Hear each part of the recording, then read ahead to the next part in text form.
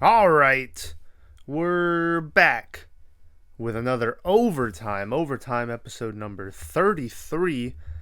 This week, it's Scream 4 from 2011, and it also is just an audio only podcast. Well, there's gonna be some picture here, and I'm sure there's gonna be clips and stuff, but no camera today.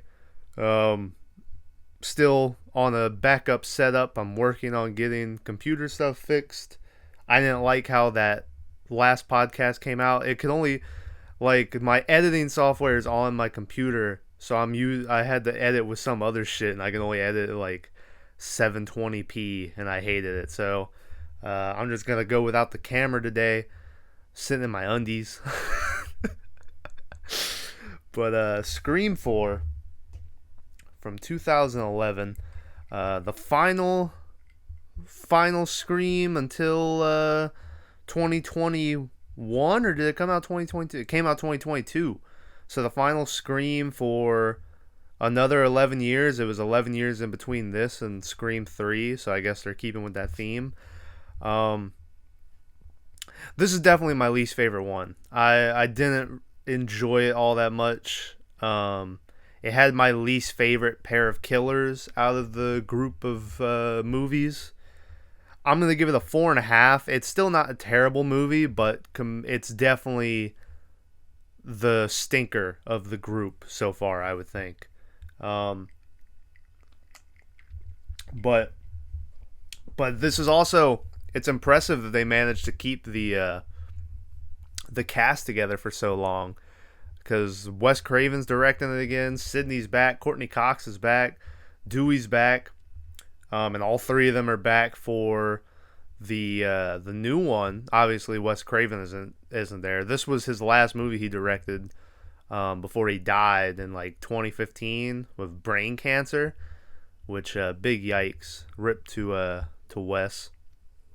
But yeah, Scream 4. Let's get into it. Spoiler warning, I'm going to ruin everything about it. So if you've never seen it, you have been warned. The movie opens up with these two girls in this house, and they're talking, and the girl wants to watch Saw 4, and the one chick is like, I hate that shit. It's just a bunch of torture porn and stuff, you know?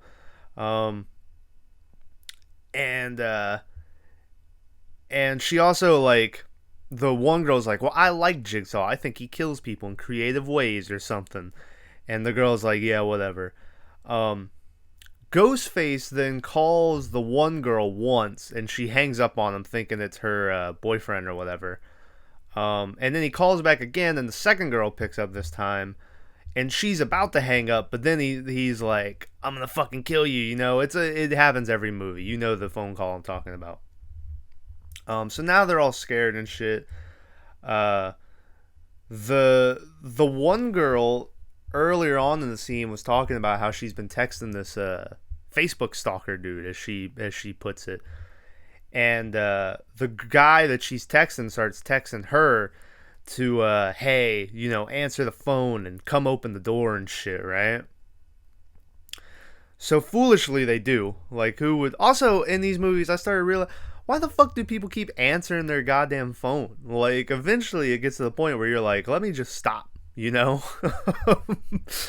But the one girl goes and opens the door and goes outside, but no one's there.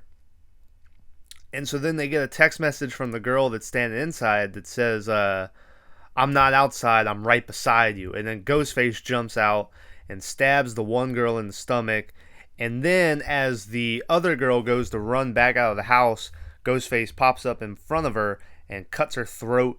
But all this turns out just to be the intro to Stab 6, the sixth movie in the fictional Stab series that takes place in the Scream movies. And on the couch watching Stab 6 is Anna Paquin of True Blood fame, fucking Suki, and Kristen Bell, and they're watching it. And Anna Paquin now is the one who's talking about how bad all these movies are, and they just keep making a bunch of these fucking sequels and recycling old shit because they can't think of anything new and stuff.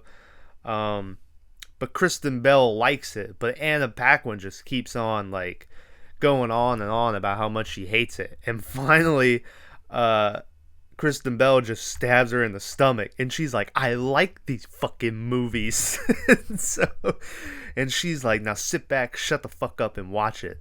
But then, even more meta, is this ends up being the intro to Stab 7. So neither of these two are real, but we finally go to the real timeline now, where two more girls are sitting on a couch, and they're like, well, what the fuck does it mean? Was Stab 6 actually the beginning of Stab 5, or, what's going on? And the girl's like, you're thinking about it too much. But we're in the real timeline. We're back to Woodsboro. We also get a snippet here where they talk about how Sidney Prescott in the original Stab 3 trilogies, after the third one, she threatened to sue the studio if they kept making movies about her, which makes sense now thinking back to it. How the fuck did they even get approved to use real names and shit by Sidney in them in those Stab movies? So basically, ever since the third one, they've just been making like shit that doesn't make any sense. The fifth one goes to space, and the fifth one has time travel, and that's the one that the girl says is the worst one.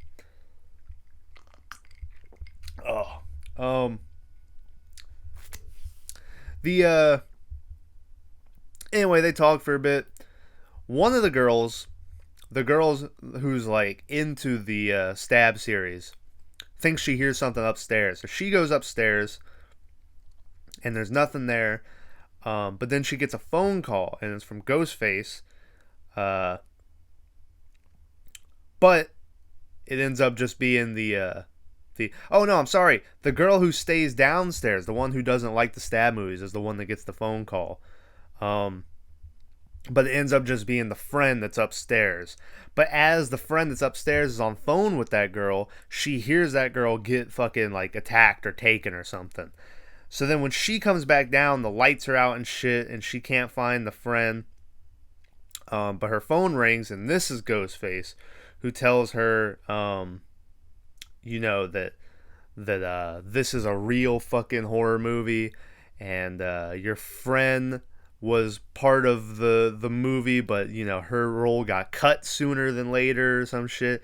And then he throws her dead body through the window, and the girl goes running scared and shit. She goes running into like this stairwell that leads down, but it leads into like the garage. It was a weird setup. I don't know why so I guess they must have been on like the second floor, but the basement was the garage or something. I don't know. But Ghostface like stabs her in the back, so she falls down the stairs, and then she tries to crawl out underneath the garage. But kind of a shout out to the original, which there's a lot of those in this movie. But where Leatherface goes, sorry, the new Texas Chainsaw Massacre trailer came out, so Leatherface is on the brain. But Ghostface stops the garage, and he makes it drop onto her back. But that it doesn't kill her. He just stops her from going anywhere. And then he goes over to her and gets on top of her and stabs her. And we cut to the title card of Scream 4, where the A in Scream is the 4 and stuff. Which they did that for this one, but then Scream 5, they didn't have the 5 be the S. It doesn't make any sense. We flash over to Sydney, who is arriving at a bookstore. Turns out she just wrote a book about, overcoming, life's obstacles. And, I think the book is called, like, From the Darkness to the Light or something, leaving the dark behind you and going on to better days and all this shit. And she shows up, but there's a bunch of Ghostface, like, posters and shit hung up on lamps. And she goes, oh, it's the anniversary of the killings. So that's immediately a little, oh shit, well, it's the anniversary of the fucking The anniversary of the original killings, I believe, the Billy Loomis murders, because they don't really mention any of the stuff from the second or third one. They just mention the first one a lot. After that, we cut over to Dewey, who's waking up in bed. We see sleeping next to Courtney Cox, so that relationship's still going on. We'll learn later that they're actually married. I believe they have a time of how long they've been married, but I didn't catch it. But he wakes up, gets dressed for work. He's now the sheriff of Woodsboro. As he goes out to the street to get in his car, this chick just blows past him on this little one-way road. It's one of, these neighborhood roads or whatever, where I'm sure the speed limit's like 15, and this chick is just flying. And she'll end up being a part of the main cast. I believe her name is Kirby. I know the actress who plays her, but I can't think of her name right now. But in this movie, she has this short blonde hair and stuff.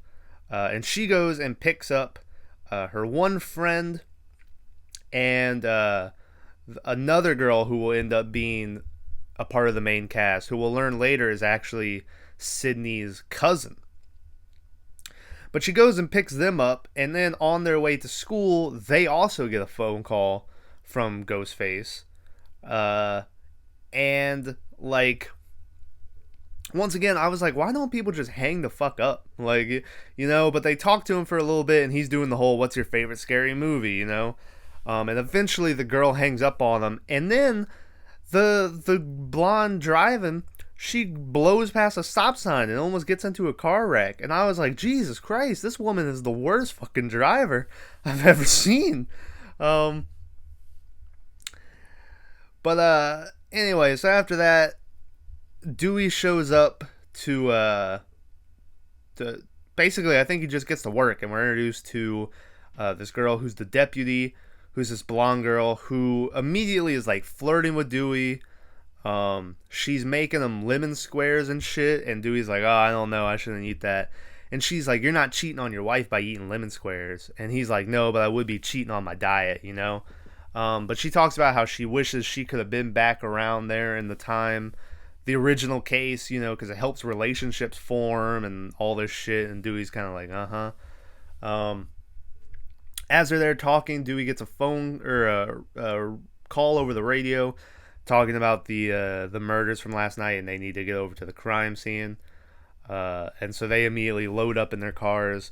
Also, the weird thing is Dewey's driving like a Chevy Suburban or whatever.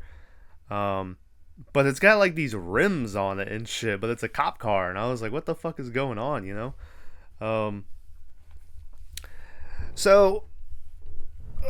after that, I'm gonna lounge back, y'all. This is the most comfortable fucking podcast I've ever done. After that, we cut over to school, and we meet up with these two dudes who they run the film club or whatever. One of them has real long hair, and the other one has this weird shit going on where he films his whole day or everything he does. And I don't know if he live streams it or if he films it and then puts it up somewhere afterwards, but he's got this thing on his head all the time where it's this it's on the side of his head and it records everything. But anyway, they meet up with them. They go inside, and Sydney's cousin runs into her ex-boyfriend who wants her back. But she talks about, how she loved him and gave him everything, and then he went out with someone else and stuff, and so she's like, fuck you, As she leaves, the one dude who films everything comes over, and he's like, oh man, you got denied. What do you want to say? The Hall Pass. That's the name of his shitty show. And the guy's like, get out of here, But then the guy's like, what's your favorite scary movie? And the ex-boyfriend's like, I'll show you. And he goes, ah! Like that. And the fucking kid runs off all scared and shit. And I was like, alright, After that, we cut over to Sydney back at her bookstore. And she's doing a book reading, or whatever you want to call it, And Courtney Cox shows up. Her and Sydney hug. It's their relationship is definitely a lot better than it was in 3. Um, they hug, uh, but then right after that, or no, right after this is when Dewey shows up, and she's like, "Oh, hey, Dewey," but Dewey's like, "Not now, Sydney," and he's like, "Everyone, I need you to stay here." He goes, "There was a phone stolen from last night's crime scene that they tracked here, and they need to see who has it." So they call the phone, and they hear it ringing, but it's coming from outside, and they follow the ringing, and it ends up being in Sydney's rental car, her trunk. And they open it up, and there's the cell phone along with a bunch of posters of Sydney covered in blood, and I believe a knife maybe was there. And so they're like, all right, this is officially a crime scene, you know? So they shut down that area. We go over back to the school where all the kids in class get an alert about the murders from last night. And so they're like, all right, well, that's going on, you know? After that, we go to the police station where Courtney Cox is trying to get in to talk to Dewey, but that blonde deputy I mentioned from earlier is like stopping her. And she's like, no, you don't belong in here and all this shit. And she's like, I'll have you know I wrote the fucking book on this thing, you know? Eventually, Dewey comes out and gets her, and she walks in and tells Dewey that she wants to help. And, you know, she's been here for all this shit. She's like, let me help you. But Dewey's like, I can't let you do it. So Courtney leaves. She's all angry. As Dewey comes out of the police station, or out of the room he was just in, we get introduced to Anthony Anderson, who's in this movie, playing a cop. And he tells him that there's girls here from the high school or whatever who say they got a phone call from the guy who did the murders the other night or whatever. So he's like, all right, cool, I'll talk to them. Also, Sydney's not allowed to leave Woodsboro. She's officially, they do a line where Dewey's like, sorry, everybody's a suspect, you know? And I was like, oh, shit. And the evidence was found in her phone, but they don't really think it's her that's done anything. But obviously it has something to do with her, so they put her under 24-hour cop surveillance. Courtney Cox is leaving the police station, and she gets in an argument with Sydney's agent, I believe, is who it was. And Sydney's agent is talking about how is Courtney going to come back from her tarnished reputation and all this shit. And Courtney Cox is like, I'll beat you up. Like, that's literally, she's like, I'll tarnish your fucking face. And I was like, oh, shit. But anyway, after this, we go over, and Sydney is staying with her aunt. It is Sydney's mom's sister's house. This is when you learn that the girl from earlier is Sydney's cousin. The girl who was doing the drivings here and all that shit. And outside, Anthony Anderson and another cop are out on patrol duty or whatever. Sydney's cousin goes upstairs, and as she goes in her bedroom, her ex is there. And he's saying, hey, you know, all this shit going down, you should really stay around me for safety and all this shit. But before it can go any further than that, really, Sydney comes and opens up the bedroom door, and the guy, she like kind of makes the guy leave and go back out the bedroom. And after that, Sydney is like, oh no, it's weird, you remind me of me, to her cousin, you know. After Sydney leaves the bedroom after that, the blonde deputy is standing by the stairs, like, in the dark. It was, like, just hiding there. And she talks about how her and Sydney went to high school together. They did plays and shit together, and she's trying to remind Sydney who she was. She's walking closer and closer to her, but Sydney's like, I'm sorry, I don't remember you, you know? And the blonde is like, oh, that's fine, you know, you had a lot going on those days. This blonde deputy gives off a lot of weird vibes throughout this whole movie. Spoiler, nothing comes of it. You don't learn if there's like, she's just real weird, I guess, you know. Over into the girl's bedroom, they're watching Shaun of the Dead. Shout out Shaun of the Dead. The only thing I took from this movie is they're laughing at the part where Shaun pushes the first zombie girl down onto the pole that's in the ground, and they're laughing. But me, I was like, well, that's not the joke part of that scene. I was like, that's not where you laugh. But I just thought that was weird. But shout out Shaun of the Dead in this movie. Um, Also, I think before this happened, the woman who lives next door pulls up, and Anthony Anderson and like his deputies here pull up, and they're like, "Shit, she could live next door to me anytime." Um, so they call the neighbor girl, and they try to act like Ghostface, and the girl's like, "Come on, this is the worst impression I've ever heard." So they're talking to her. As they're talking to her, the Sydney's cousin gets a phone call from Trevor. That's her ex-boyfriend. And so the blonde girl is like, don't worry about it. I'll answer this. So she answers it, but it ends up being Ghostface. And he's like, hey, I like Shaun of the Dead too. And she's like, how do you know I'm watching Shaun of the Dead? And he's like, I'm in the closet. So she starts walking closer to the closet. The neighbor across the street, they can see into her window, is standing there like, what's going on? The girl gets all the way to the closet, opens it up, but no one's there. And so she's like, you fucking lied. You're not here. And Ghostface goes, I didn't say it was your closet. And then he pops out in the other girl's bedroom and attacks her. Sydney walks into her cousin's bedroom and sees all this happening. So she leaves the house, goes running over to the other house, breaks in. But by the time she gets up there, the girl's already like gutted and shit. On the bed with her is a cell phone that Ghostface left, and calls her and tells her basically, welcome back, and you're not the star this time, and I'm going to cut your eyelids in half so you can't close your eyes when I stab you in the face and shit. And I was like, God damn. But yeah, Sydney's cousin comes walking in, but Sydney doesn't let her look at the dead body. She's like, you don't need to see all this. Sydney's cousin then says that I believe the neighbor girl did call Sydney the Angel of Death when she had showed up back in town or whatever. And she's like, she did say you were the Angel of Death.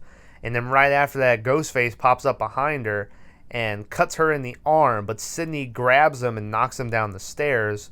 And they tumble down, and then when Sydney gets up, she kicks him in the face. And it looks like it knocks him out. And so then when the cops come running in, she's like, hey, he's right here. And they're like, where? And she looks, and the Ghostface is gone. Also, right after this, the boyfriend shows up and is like, what's going on? So immediately, they're putting the suspicion on the boyfriend. Ignore all the sounds of his mic moving around right now. So after that, hold on, lost my notes. Okay, after that, the movie kids show up to the crime scene. The one who's filming his whole thing and the long haired dude.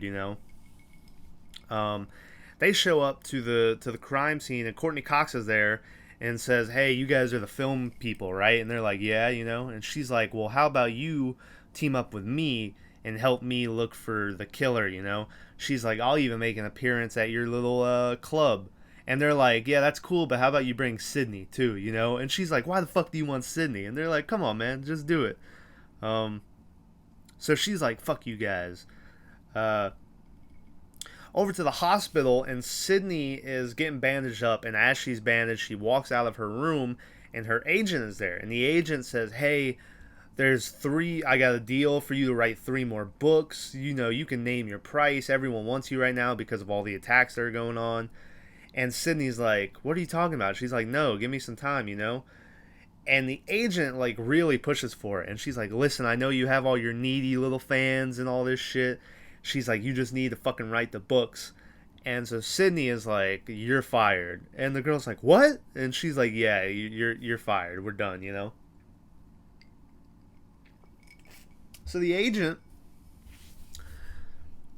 leaves the hospital, and she goes to the parking garage.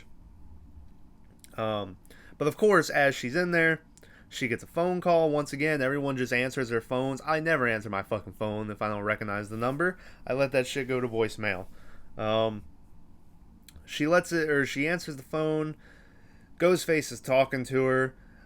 She's right at her car at this point, but she keeps looking around for Ghostface instead of just getting in. And I was like, "What the fuck are you doing?" So eventually, she does hang up. She gets in her car. She does check the back seat. I was proud of her.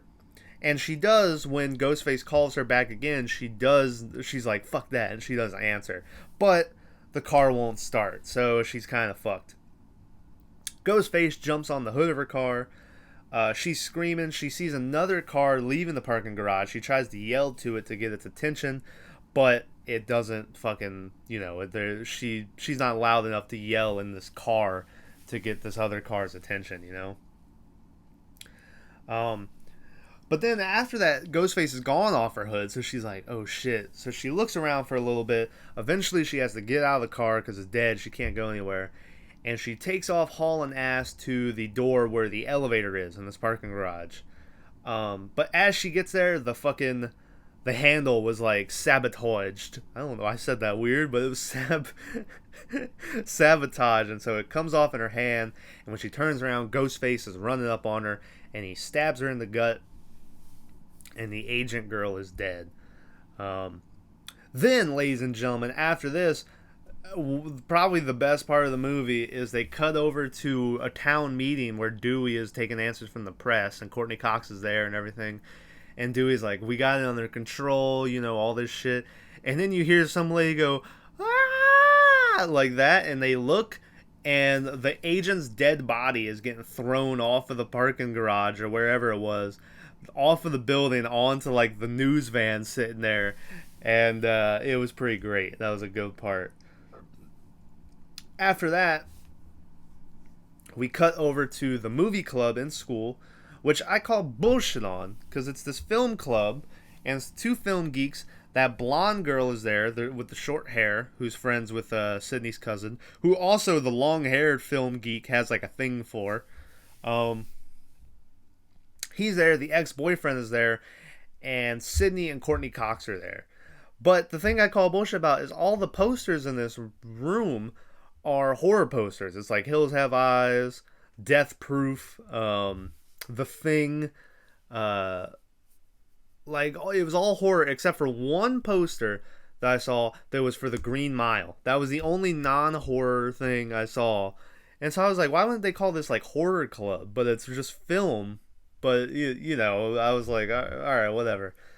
But anyway, they're talking about the rules of a reboot, basically. And they're talking about how the fucking it follows kind of the basic outlines of the first one, but there's it's kind of a bullshit scene. Basically, it ends up just being that the ending of the last movie, or the first movie, was a party. So their next up will be a party. So they're like, "Where's a party?" And they go, "Well, we have Stabathon where we watch all the Stab movies," but they won't tell Courtney Cox where it is because they're like, it's an underground thing, So they leave, and they're like, "All right, whatever, fuck you." But Courtney Cox immediately finds out where it is, so the next thing you know, she's at Stabathon in the skies wearing a Ghostface mask, and she's putting cameras down all over the place to monitor the party. So she sneaks around. She's watching as they're like setting up the big theater. They're in like a barn, and they're setting up the screen, and they have drinking games where like you take a drink every time someone says no, and you take a drink every time someone can't get cell service or something like that. Also, I call bullshit that they're able to watch 7 fucking Stab movies. If you take into account that they're probably all an hour and a half. If they start at 6, I mean, what time do they get done? 3 o'clock in the morning watching these fucking movies? Woodsboro, or just the world in general, and the Scream franchise is such a bizarro land where like horror is the mainstay of everything. Like horror is everyone's life. They all know everything about horror. It's pretty wild. Courtney Cox sets up like 4 cameras. She gets back to her car and is like, "All right, cool, let's watch the show." But immediately when she sits down, she sees all the cameras getting blocked. And so she's like, what the fuck? The very last one that gets picked up and turned around, and Ghostface looks at the camera. So she's like, oh shit. So she calls Dewey and says, hey, the killer's over here at Stabathon. You need to come give me backup. So Dewey's like, all right, I'll be there. Courtney sneaks in, starts fixing the cameras again. But as she's fixing the first one, she hears like a noise, and she looks over, and there's a webcam that she didn't put that's looking at her. And so she's like, what the fuck? And so she starts walking over to it, but in her hand, she's still holding the camera. So the camera is aiming backwards at this point. So she walks over to the camera, and she's looking at it. Dewey, who is showing up, is at the car looking at the cameras, and he's able to see that the camera in her hand that's looking backwards, Ghostface is creeping up behind her. So he, from outside, is like, Gail, look out. And I don't know if she heard her, but she turns around right after this and sees Ghostface coming. So her and Ghostface start fighting. Ghostface eventually gets on top of her and goes to stab her, and Dewey comes in and fires the worst 3 or 4 shots I've ever seen in a horror movie. Like, just completely whiffs on this target. And so Courtney gets stabbed in the shoulder, and then she gets like kicked off, and she lands in some hay or whatever. But Ghostface gets away. But I cannot reiterate enough how awful those shots were. Sorry for moving the mic again. So back over to Sydney's aunt house, where Anthony Anderson and his partner are sitting out in the car, and they're talking about how cops die in these movies. Like if you're a rookie and you just found out your wife is pregnant, or if it's your last day before retirement. They talk about all cops die in movies unless you're Bruce Willis, you know. So anyway, Anthony, I keep wanting to call him Anthony Mackie, but it's Anthony Anderson. He goes to leave, and he's like, all right, I'll be right back. And then he's like, shit, I shouldn't have said that, should I? And the partner's like, don't worry about it. And Anthony Anderson's like, I really got to learn the rules to all this shit. So the partner's like, don't worry about it, I'll go take a look. So he leaves to go look around. When he comes back eventually, there's some bullshit that happens in Sydney's house, but it doesn't really matter for right now. When he comes back, Anthony Anderson is laying down with his head on the steering wheel, and he's like, oh shit. And he's like, hey, wake up. But Anthony Anderson is just fucking with him. And so he's like, I got you. And the dude's like, oh, that was a good one. But as they're doing this, Ghostface creeps up behind the other cop and stabs him in the back. And then he just straight up stabs Anthony Anderson through the fucking head. And Anthony Anderson gets out of the car just pouring blood. He's got his hand pressed to his forehead to try to stop the blood come down. And then he throws some like wild punches into the air before he falls to his knees, and he says, fuck Bruce Willis, and then he dies. Whole time Ghostface is just watching this happen because he knows he's dead. It's rookie. What the fuck? Ah! Oh shit.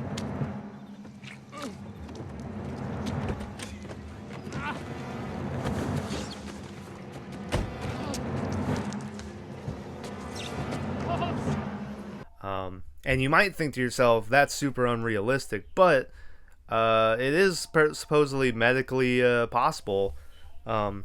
Wes Craven watched a movie about like prison wounds or something, and like someone got stabbed in the head and managed to, or something like someone got stabbed in the head and drove themselves to the hospital or something just like that. But anyway, that was a good scene. I could do without the fuck Bruce Willis line, though. That's just a little nitpick. After this, Sydney inside gets a call from Ghostface. I'm laying back down again, guys. Oh. Sydney gets a call from Ghostface. And Ghostface makes her look at the news where she sees that Courtney Cox is in critical condition, which is weird because, like I said, she just got stabbed in the shoulder. Also, I'm just realizing Courtney Cox is gone the rest of this movie. She doesn't show up till the very end. Um, but then Ghostface starts talking about family and shit, and so she's like, "Oh fuck!" So she goes running up to her cousin's room, but her cousin is gone, and so she's like, "Shit!" So she goes running back down to where the aunt is, and she says, "Hey, Jennifer's gone." I think the girl's name might be Jennifer, but she's like, "We need to go." Oh, also on the phone, we see a text message saying, come to this party. So Sydney knows where she is or whatever. Um, Sydney and the aunt go to leave, but as they open the door, Ghostface is running towards them. So they try to close the door. Ghostface is able to prop it open for a while, but eventually the aunt puts her feet on the wall and kicks off, which then causes the door to finally close shut. Sydney is like, all right, we need to go, but you hear like a like that, and Ghostface has stabbed the aunt through the mail, the mail drop, so the aunt is dead. Right after this, the blonde deputy girl shows up, and I just wrote that down because once again, just adds suspicion to her name.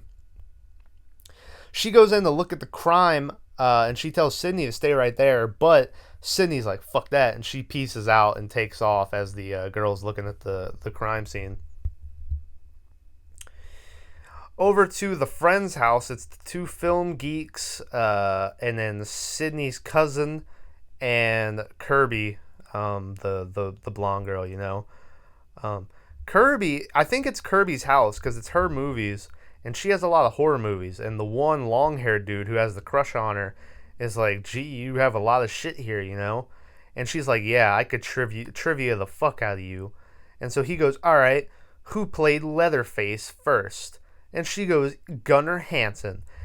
And I get, not everybody knows that, and it's just because, we watch all this shit. But I was like, if this guy's supposedly, a horror aficionado, Gunnar Hansen isn't a hard question. It would just seem like a weird, weird question. As they're hanging out, the ex-boyfriend shows up and says he got a text from Sydney's cousin. And she's like, I didn't text you, And he's like, yeah, you did. And she's like, I'll show you. So she goes walking off to go get her phone to show him. The ex-boyfriend, he also goes walking off somewhere. I don't remember where he goes. But they put on some movie. Kirby and the long-haired dude are kind of flirting. So the other movie nerd who's filming everything goes over and starts getting drunk. He eventually walks outside and is standing on the balcony. But then he hears something that spooks him. And so when he turns around, he bumps into a flower pot. And his camera falls off. And when he puts it back on, it's backwards. And you would think that would have a huge implication on the movie, but it doesn't really. When we get to that part, I'll tell you what it does, but it's kind of, I was waiting for a bigger payoff to that.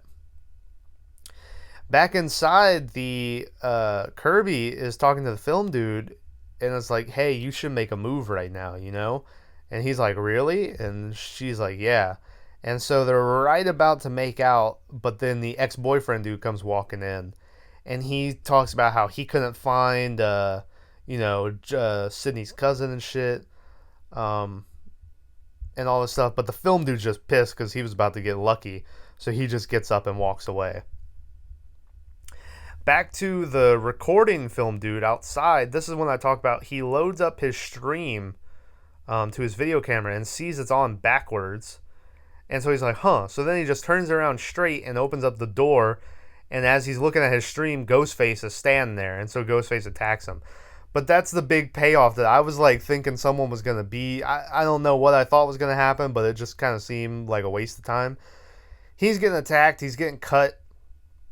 As he's on the ground, about to be killed, he does one last plea for hope where he goes, I'm gay. And then he gets killed anyway, which I thought was funny. He gets killed. Back inside, Sydney's cousin comes downstairs and talks to Kirby and says that, see, there wasn't any text on my phone and all this shit. And Kirby's like, hey, where is, the dude? He said he was upstairs. And she's like, he's not upstairs. So they're like, maybe he's outside. So they go and they open the door and Sydney pops up and is like, hey, we need to leave. But before they can leave, the recording dude who just got stabbed and tried to act like he was gay comes stumbling over all bloody and falls down, and then Ghostface comes running at them. So they're like, oh shit. So they close the door real fast.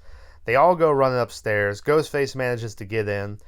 Sydney lures Ghostface up onto the roof, and she like walks around to the front of the house. Ghostface doesn't follow her over there though, so she calls Dewey and says, the killer's here, you need to come over. And then immediately after that, she gets clotheslined by Ghostface and falls off of the roof. She goes back inside. Kirby grabs her and is like, come with me, So they go down into this basement area. And as they get down there, the long-haired dude is banging on the door, but his hands are all bloody. So Sydney's like, we can't trust him. You can't let him in. And so Kirby's like, I'm sorry, I can't let you in. But Ghostface comes up behind him and attacks him. The lights go out, and when they come back on, he's tied up in a chair on the porch like in the OG movie with the beginning with Drew Barrymore's boyfriend. Ghostface calls them.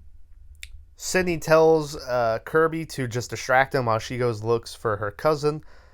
Ghostface goes back to the original again and starts asking her a bunch of horror questions, and she's nailing them until she gets one wrong. I believe it was like, what was the start of the slasher craze? And whatever her answer was, it ended up being like a movie called Peeping Tom from 1960 or something, so she got it wrong.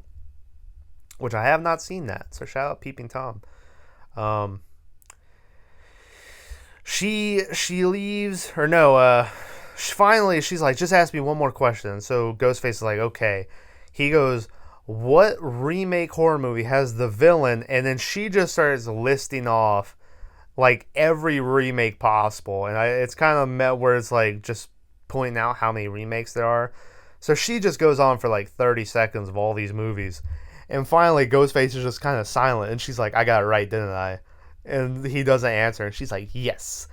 So she goes running out. She unties the long-haired dude, and he's like, thanks a lot. And then he stabs her in the gut. And he's kind of crying and stuff, and he's like, we've been to school for 4 years together, and now you notice me? And I don't think he was planning on her, like, reciprocating? That's not right. But, returning feelings to him at some point. And, yeah, so I think it did bother him to kill her right here. But apparently he doesn't, like, really kill her. It's never confirmed. Wes Craven had said she was supposed to be alive, but they cut it. But yeah, so he stabs her. He goes back inside. He grabs Sydney by the neck, but she gets away and tries to run away.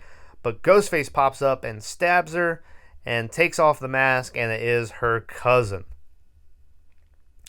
So the killers in this movie are Sydney's cousin and this long-haired nerd fucking dude. They pull out the ex-boyfriend who's tied up in a closet.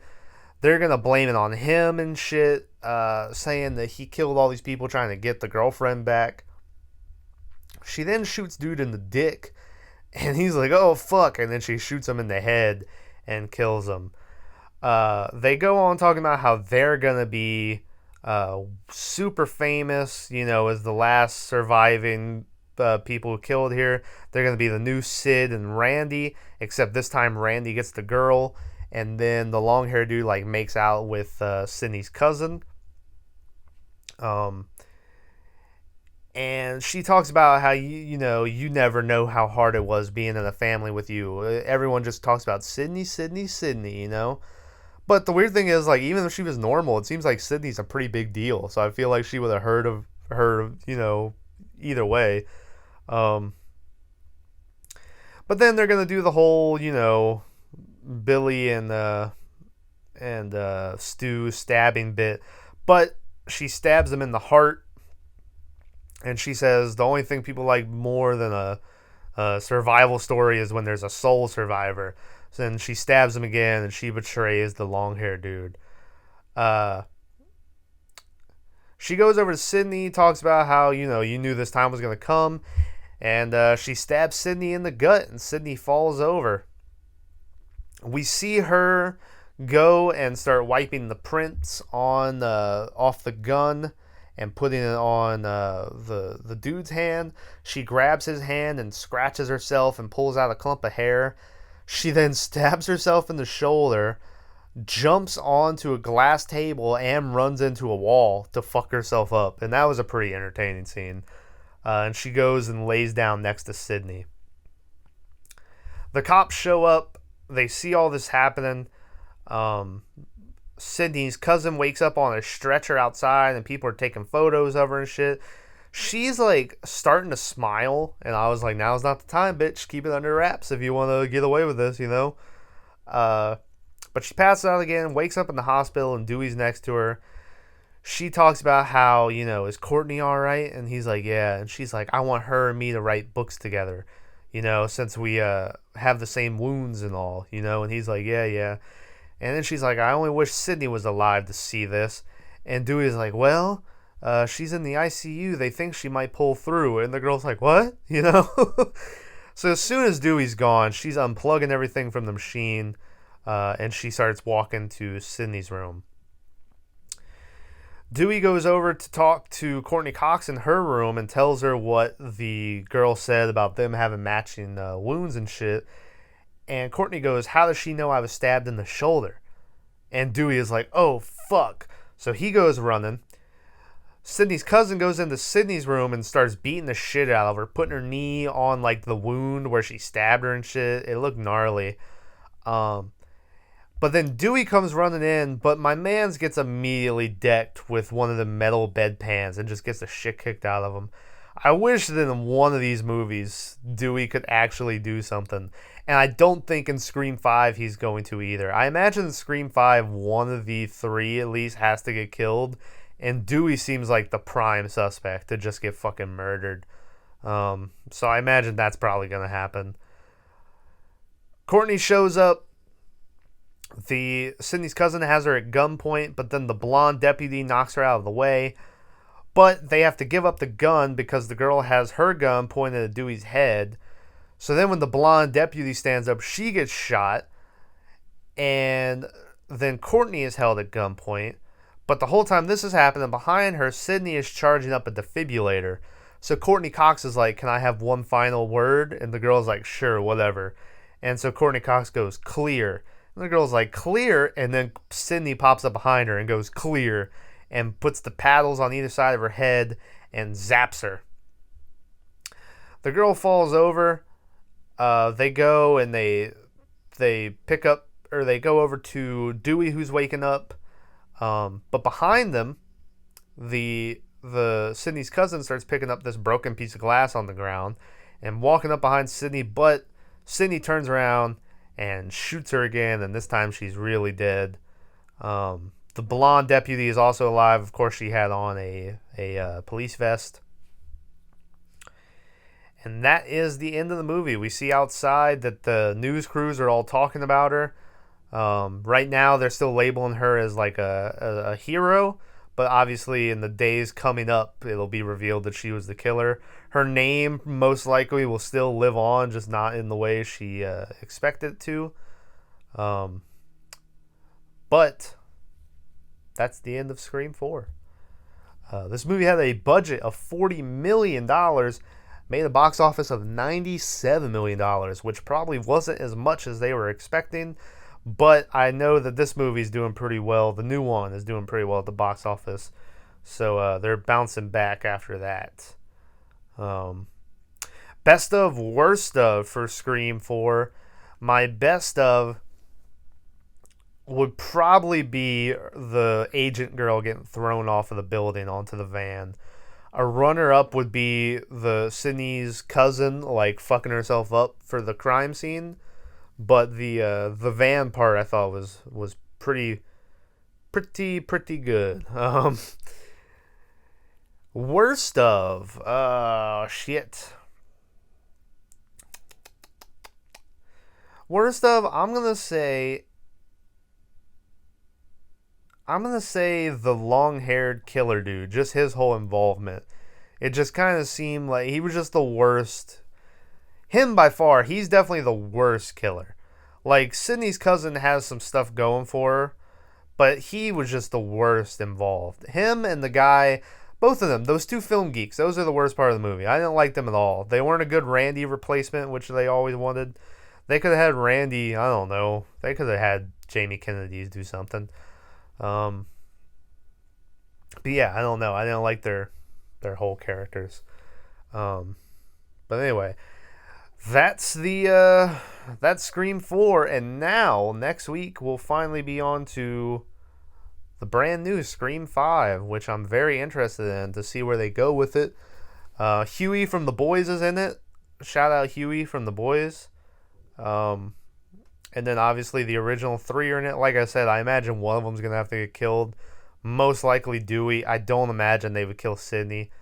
Because Sydney definitely is like top tier final girl. It'd be pretty weird if they not weird, but pretty ballsy of them if they killed her.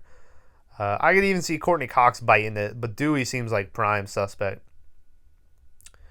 But I'm looking forward to that, and then we'll be done with the Scream franchise. Also, look for, I don't know when it's dropping, but that, like I said earlier, the new Texas Chainsaw trailer dropped. It looks pretty good, I guess. The mask looks really good. It's like droopier and stuff. I really like the mask, but it seems like they're just going like a Halloween 2018 route with Sally, and I'm not sure how I feel about that. But me and Tyler will probably do another Texas Chainsaw whenever that comes out. And yeah, Friday coming up will be VHS. It'll just be me in it. Maverick's he's sick. So it'll be VHS from 2012 will be Friday's episode, and then Monday will be Scream 5. Hopefully, computer stuff should be fixed by then, and we'll be back to you can see my fucked up face and shit. I appreciate whoever watched the last week's episode. It wasn't. This editing thing I was using, it was a hassle trying to get it uploaded, but we managed it. So anyway, thanks for watching, guys. See you Friday for VHS, and then Monday Scream 5, and we're all done with these movies. And I don't know what the next series is going to be. I still have like 2 or 3 more Omen movies I said I wanted to look at. Maybe Paranormal Activity? Maybe? I don't know. But we'll see. But yeah, thanks for watching, listening. And I'll see you guys next week. All right.